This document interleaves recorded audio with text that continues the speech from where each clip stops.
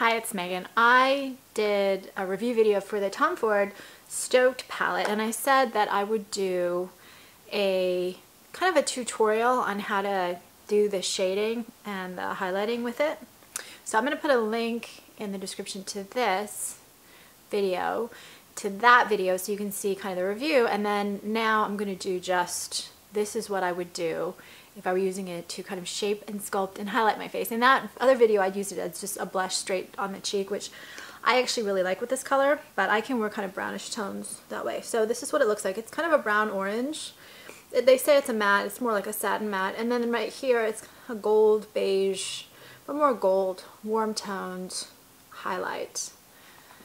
And I'm gonna do this really fast. I actually already have lipstick on. This is one of Twist of Fate, one of the two from the collection, and then I have mascara on and just foundation.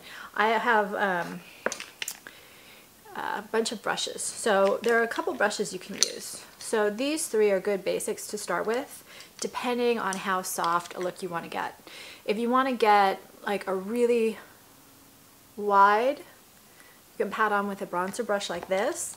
I'm going to end up using a brush like this. Honestly, when I use this for this type of a shading, if I use just a plain bronzer, I might use a brush like this. When it's a shade that like this, it's almost a blush shade, or even just a pure highlight shade, I probably won't use a bronzer brush. I'm also going to, this is a blush brush, but you can also use a brush like this. When I used it on the cheeks, I dotted it on like this. So first I'm going to start with the contour shade. So that would be the darker one. These are really pigmented.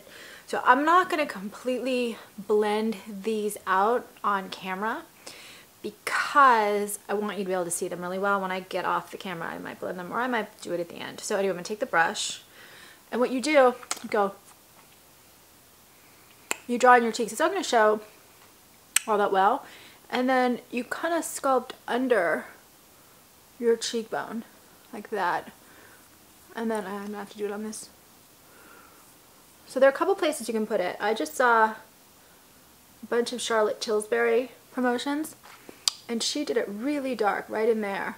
Now that's not something you're going to wear in the real world. You're going to blend it a little bit, but that's one place you can put it. You can also kind of dot it on a little bit more delicately.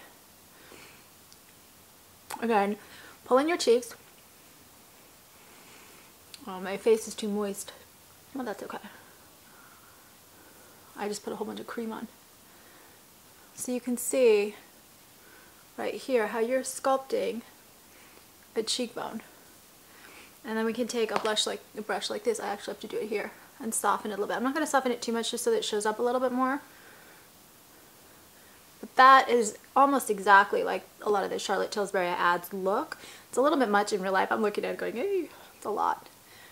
And then you can take it and dot it up here.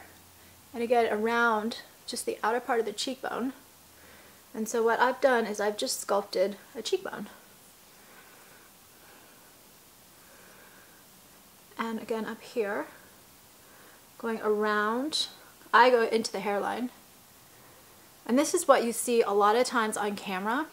Like Jared Leto in the Dallas Buyers Club, his whole look was like this really dramatic cheekbone. But a lot of times when they do that look on camera, the person they're doing it on has these like cheekbones that gape in a little bit. They kind of recess dramatically. Most of us don't have that dramatic a recess. So there you can see the basic cheekbone created. Now this is actually a concealer brush or a foundation brush or something, but I like it for what I'm doing right now. Like I said, I'm going to blend this a little bit more, but on camera, as I see it there, it looks actually like the right amount, but in real life it looks like a little much still. And I think it looks more natural anyway if you kind of blend it with your fingers. Then we take the highlight shade and dot it right here. Again, I'm putting a little bit more on so you can see. Right on top of the cheekbones. And I also, since I'm going to be running out and running errands, I won't be able to upload this until after I get back, but I also will put it here as an eyeshadow if I'm in a hurry. And my little trick is I take a brush like this and put it like that, and then kind of make sure that it goes into the crease. Now, you can put it in the middle of the eye, right in here as a highlight. And this one I like because it doesn't give that artificial highlight look where it looks like you've got sparkles right in the middle of your eyes. It's actually a very natural look. I want to put just a little bit more. Like that. In the recess. Yeah. Right, I think it needs a little bit more for the camera. So again, just crafting under, right in that hollow. Okay, let me correct that. It's sort of in the hollow, but it's on the underside of the cheekbone as opposed to in the deeper recess of the hollow. So if you put it under the cheekbone, it's going to create kind of in an arc. It's going to create a much better than if you just put it straight where it goes all the way in. At least on me. All right, so that's it.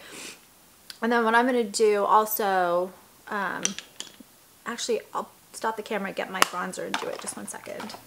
Okay, I'm back. So I did one other thing when I was off camera because as I looked at it in a bigger mirror, I needed to put a little bit more right in here and the outer part. Now, if you put just a streak of blush on top of your cheekbone like that, then you look like you've got a streak of blush on the top of your cheekbone. It's not very natural, right? Everyone says dot on the apple, but when you're sculpting a cheekbone, on the other hand, you have to get the shading around the cheekbone. So I actually hadn't built it up enough up here. Okay, so what I'm also going to do, and now I like it better.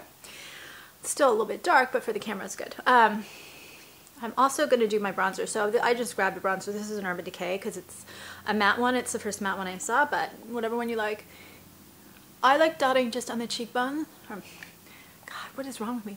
On the chin bone, right like this, and a little bit down into the neck. And part of the reason for the neck is just, I live in Southern California.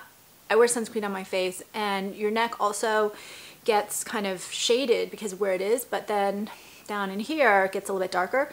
So I like kind of creating that more even line. And then also I mean, it actually makes a bigger difference on camera than it does off camera, believe it or not. But if you dot your chin line on camera, you just look a million times better. I can't even explain it because it's only a small difference in real life. So anyway, that's it. You can see I created cheekbones that really weren't there at the beginning. And I actually probably won't mute this. I'll probably wear it like this. You can make it darker, you can make it lighter, just depending on how natural you look. Some of these fashion photos, like this Charlotte Tilbury whole ad collection, they're really dramatic, but they look a little artificial in real life. So it's really what you feel comfortable with. Anyway, that's it. And what Tom Ford did that's great with this line is he has 2 lipsticks and 2 of these cheek highlight, shader, contour duos, one of which is peach based, which is the one I've got right now, kind of a peach coral, and the other one which is a darker plum based. So one is a little bit cooler, one is a little bit warmer, and a little bit darker, a little bit lighter, just depending on what you want. But if you see, I can even see here, I think my eyes really pop just by putting that little tiny bit of highlighter on. So anyway, that's it. Please subscribe. This was a request. If you have requests, I do forget sometimes, and then sometimes I also forget who requested something, and I mean to tell them I'm not going to do it, or I forgot, or whatever, and I forget. I'm a little absent-minded at times, unfortunately, so I apologize if I do that. But if you have suggestions, I will try. And then I have a new book, Escape. It's a terrorist novel. If you like them, get it from Amazon. If you don't read it. Thank you.